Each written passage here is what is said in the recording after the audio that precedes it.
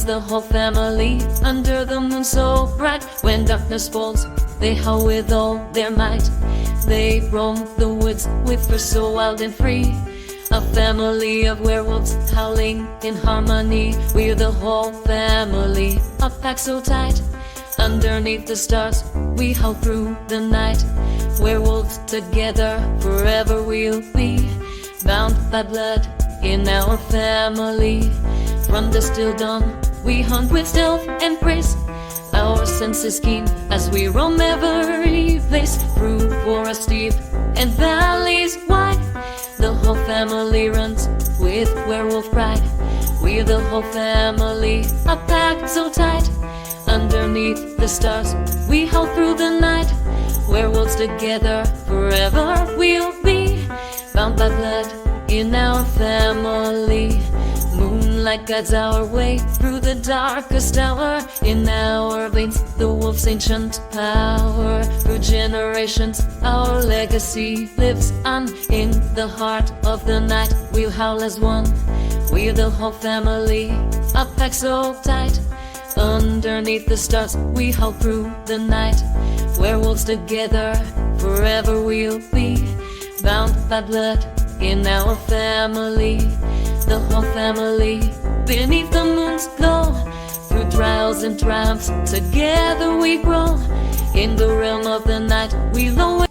Hello everyone, welcome back. So we are back with Anya, and she was just chilling at the house by herself, just watching TV. It's been a few weeks of just peacefulness. Her and Jasmine have really been getting close, and while she was there watching TV, Fetu decided to come and knock on the door, and so she kind of gave him the time of day. She allowed him to come in and talk to her, and he was trying to act all awkward and stuff like that, but she was just like, hey, like she was actually being really cordial with him, which was really surprising. But he decided to come up to her and he was like, I know it's been a few weeks, we haven't talked, we never really ended things, we just kind of just stopped talking. So he was just like, I just wanted to come and see if you would go out to lunch with me so we can have a conversation and I can actually explain everything to you.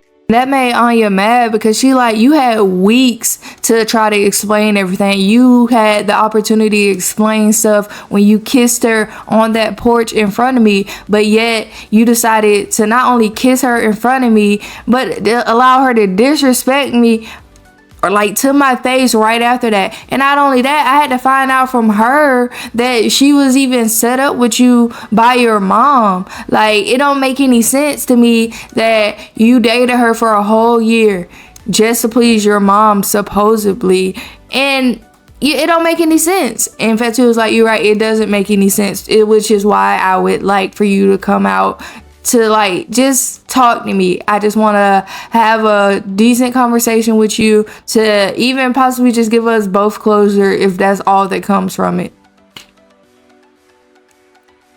So ultimately, Anya did decide to give Fetu the time of day and allow him to say his piece. She don't really understand why she had to go out to eat with him for him to get it off his chest. She felt like he really could have just said what he had to say at the house. But you know what? She's allowing him time in general. So she was like, okay, you got me out here. We're out to eat, whatever. So go ahead and say what you feel that you need to say. And Fetu was just like, okay, so my mom did set everything up. Like, she, I guess, met Tanya somewhere and liked her and thought that she would be a good set for me, because you know that she did not like the fact that you're a werewolf and I'm a mermaid, which I don't understand. Like, Tanya's human and she has no problem with her, but she found something in Tanya that she really liked and decided that she would set up a meeting for us. And I just honestly just got tired of hearing her always complaining about us, so I decided to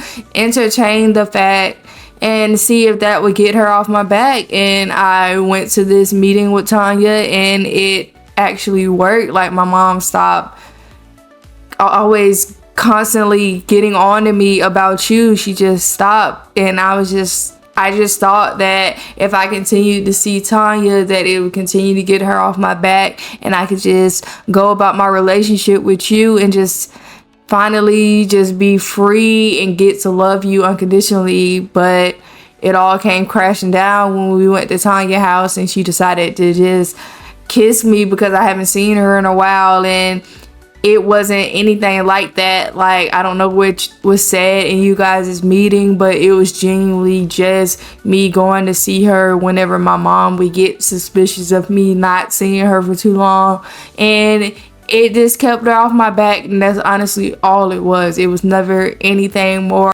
So it really makes me mad that you took her side after everything and didn't even talk to me, and it just doesn't make any sense. And Anya was just like, first of all, don't yell at me. Of course I'm gonna believe that y'all were in a relationship. You kissed her on the porch in front of me, and that upset me. So what do you mean? Of course I'm not gonna listen to anything you're saying because I just thought you would lie about it.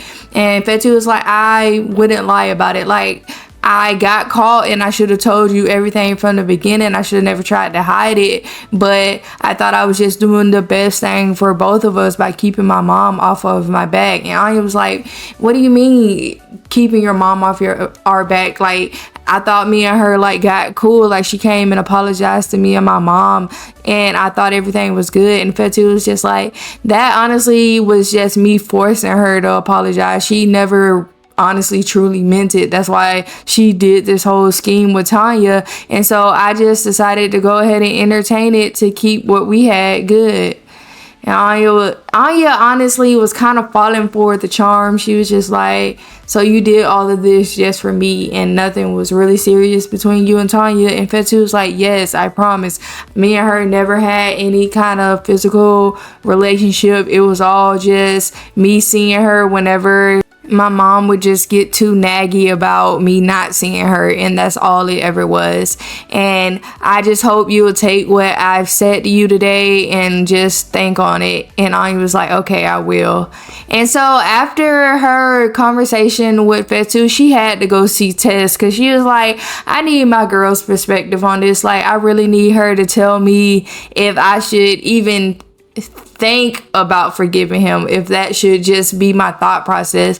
So she headed over to the second pack house where Tess lives, and she went upstairs to Tess' room, which I don't know if I ever showed you guys this house, so if you guys want a house tour on that, let me know. But she went up to Tess' room and just told Tess everything, told Tess that she went out to dinner or lunch with Fetu, and he was telling her his side of things and how him and Tanya weren't in a real relationship. It was just him appeasing his mom and going to see her to just get his mom off of the case of us dating, because apparently she never really accepted our dating. She just faked it because she wanted him to like not be mad at her anymore. And Tess was like, wow, that's really a lot. Like, I can't believe it. And I was like, yeah, it's like a really wild story, and I'm even like questioning if I should believe him or not, because he had a whole year to come to me about what was going on, and he just chose to continue to put up this lie and just continue to see her. And the fact that she even felt like she could just kiss on him, like, that's the part that's throwing me, because why would she kiss him if it was never a physical relationship? And Tess was like, you are right. Like, nobody would just kiss somebody if they never kissed them before. So it is honestly a lot to think about. And Anya was just like, that's why I came to talk to you, because I don't want to forgive him, but I do kind of want to, talk to him more and see like what's up. Like, we were together for so long, and Tess like, yeah, I completely understand. You guys have been dating for almost 4 years, so it's hard to throw away that relationship. But I don't think you should forgive him, especially off rip. I think you should just, think about it, like weigh the pros and cons and see what's best for you. Because I don't also forget that you're talking to Jasmine right now. Like, I know y'all ain't official or anything, but y'all are talking and you are exploring those feelings. And I was like, you're right, I do have Jasmine to consider as well, because this is something new for me, and I just want to see where that goes as well. So I do have a lot to think about, and I appreciate you, being here for me, somebody I can come and talk to. And just like, girl, I'm always going to be here for you to talk to. Don't worry about it. And whatever you decide, I'm here with you. And so a few days later, Anya was at school and she was just walking out of class when all of a sudden, who does she see? Fetu and Tanya. And they just started kissing, which really blew her because he was just talking to her about how they never had a physical relationship and how it was all fake. But here you are kissing her. So Anya was like, what the hell is this? Did you not just have me out at lunch saying that y'all wasn't a real thing? And so she decided, you know what? I'm not even finna talk to you. Like, this whole thing is crazy. He made her so mad that she just turned into her wolf in front of everybody. And she started scrapping with him. Like, she ain't hold back nothing. Honestly, the fight could have went either way. And like, looking at it, he had her a few times. Like, I was scared my girl was gonna lose. But that was really stupid of me because look who we talking about. We're talking about Anya. Anya beat ass on a daily, as we have seen. Like, she don't play. So, although I was a little scared during this little rumble, my girl, we all know she came off top. And low-key, Fetu deserves this because how you gonna take her out to dinner saying that it was all fake, but here you are kissing on her? Like, y'all all don't go to the same school and you couldn't have possibly got caught or seen by anybody. So Anya calmed down after the fight. And tell me why Tanya thought it would be a good idea, I guess, to stand up for Fetu. And we all know how that went. Anya ended up beating her ass too. And she tried to run up on Anya. Anya kicked the mess out of her. Tess was just like, oh my God, girl, that was a little excessive.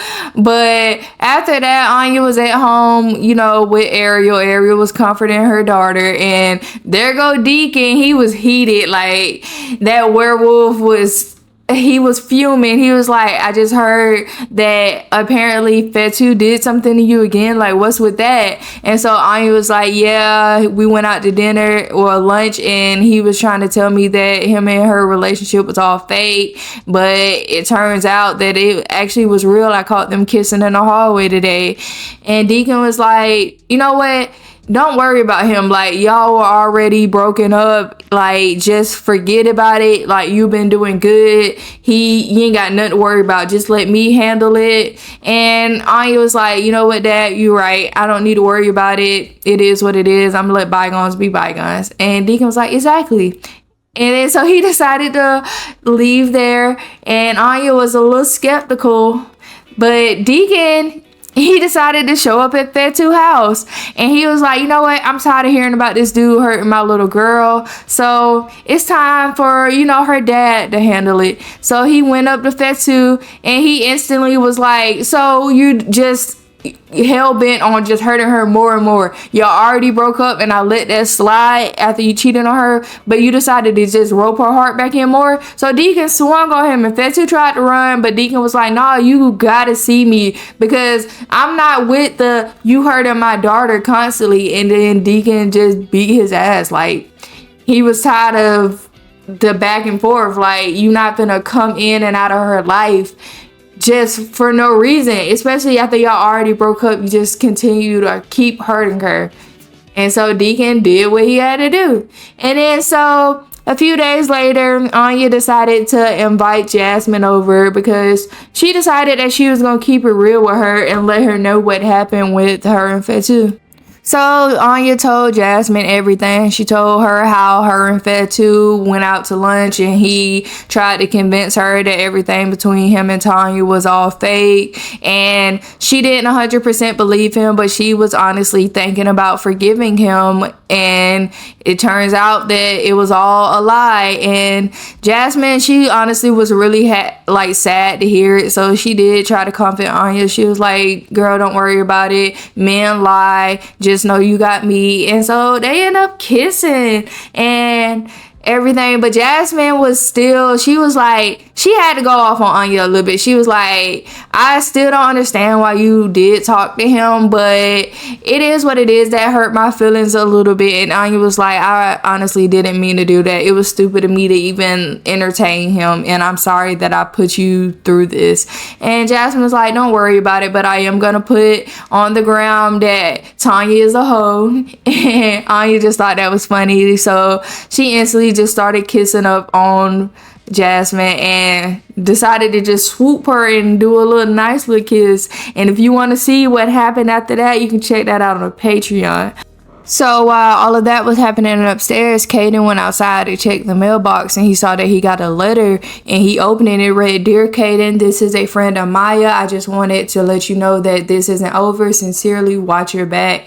And so that freaked Caden out, because he was like, who the hell is looking after me? So he decided to check his surroundings, because he's like, oh my God. And he instantly called Damien, because he was like, Damien, I just got this weird letter in the mail saying that a friend of Maya is after me and that I should be watching my back. And Damien was like, what do you mean you got a letter? And Caden was like, I just checked the mail and there was this letter in there for me, and it was from a friend of Maya saying that I should watch my back, and I don't know what to do. Like, I'm so scared. And Damien was like, just stay where you are. I'm on my way. And so Caden was like, okay. And so he was just standing by the mailbox. And then all of a sudden, Damien ended up flying in behind him in bat form and instantly decided to just hug on him and kiss on him, because he know that Caden is really freaked out. And he was like, don't worry about it. I don't know who it is, but I'm gonna figure it out, and I will protect you. And Caden was like, I know you will. And you know, Damien, he's so in love with Caden. You know, he had to instantly check their surroundings, make sure there wasn't nobody around him. And he was like, I think we should have a meeting with your parents and let them know what's going on. That way we can have everybody protecting you.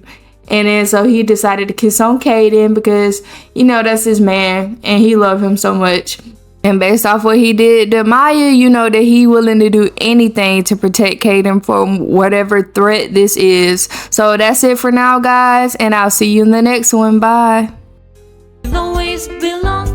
The whole family's how forever strong.